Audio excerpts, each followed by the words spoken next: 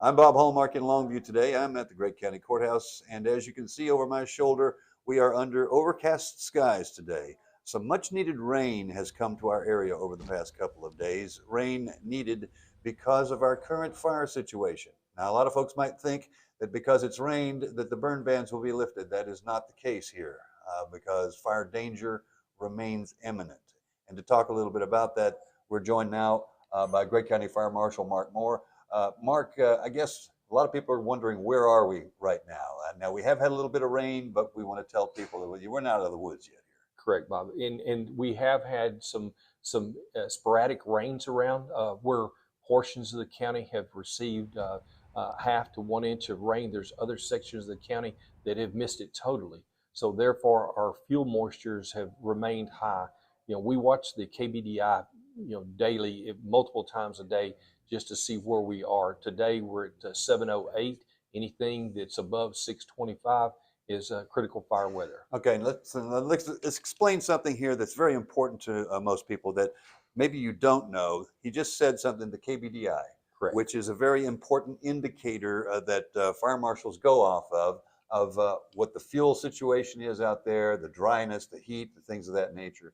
And that's what makes that number for you. Is that correct? That is one of the tools that is used to predict the fire danger in our wildfire situation. We rely a lot on our friends with the Texas Forest Service to give us the data and analysis on the types of fuels.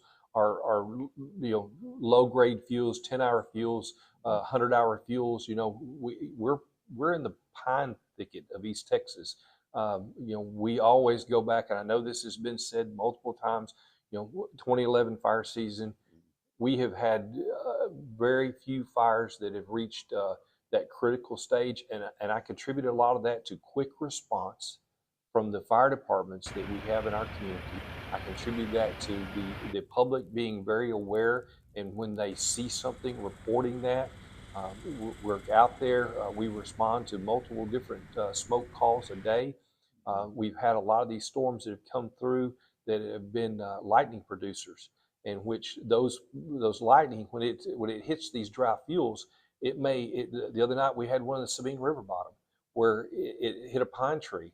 That tree burned for 2 days before it was reported, until the fire actually, the humidity got down, and then the fire came to populated area. And so we end up with 30, 40 acre fires, and they go burn for a long time before somebody notices them. Right.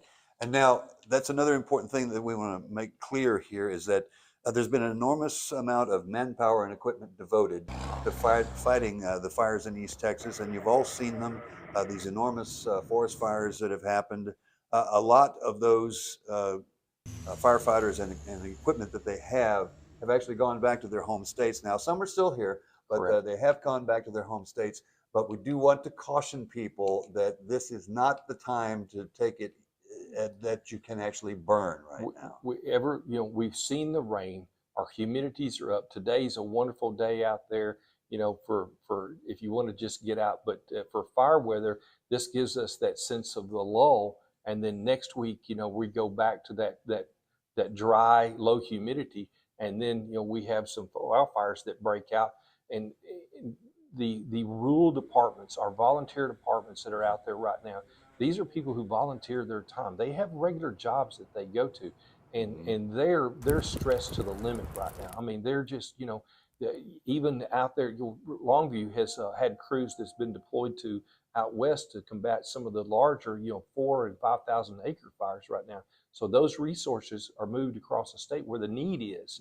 The air tanker support that we've had around, all that goes to the bigger fires where we have danger to life and property. Pine trees, if we're in a not so populated area, then we're not going to get those assets and resources brought in here. We've been extremely fortunate, and we've had some of those assets here and been able to combat these fires, on a very quick response. Now, the big question I'm sure everybody is asking is, what will it take? What will it take for, I guess, most of East Texas remains under a burn ban at this time.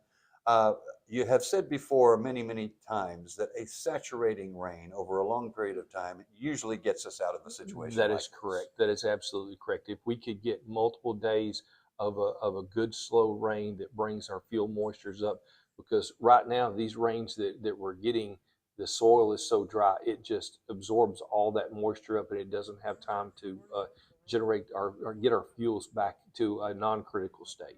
Okay. And so hopefully we get some more rain over the next few days, and it continues to come down slowly and not these quick torrential rains that run off, and it gets our field moistures up there where we can, we can go back to somewhat of a normal path. We make it through this fire season, I think, and this don't drop the guard, because we're working into November, and once we get those first frosts in here, then we can't rely on that KBDI because that vegetation is dead. Then we don't have that number to go off of, because those fuels are dead and they're dry, and then the fire danger will go up dramatically. All right. So best case scenario here is that we get a saturating rain. Saturating rain. Okay. All right, Mark. Thank you so much. Thank you, sir. All right, Mark Moore, the Great County Fire Marshal. Don't burn. Check with your counties on the continuation of their burn bans, and we will have much more on this story tonight on KLTV 7 News. For KLTV Web Extra, I'm Bob Hallmark.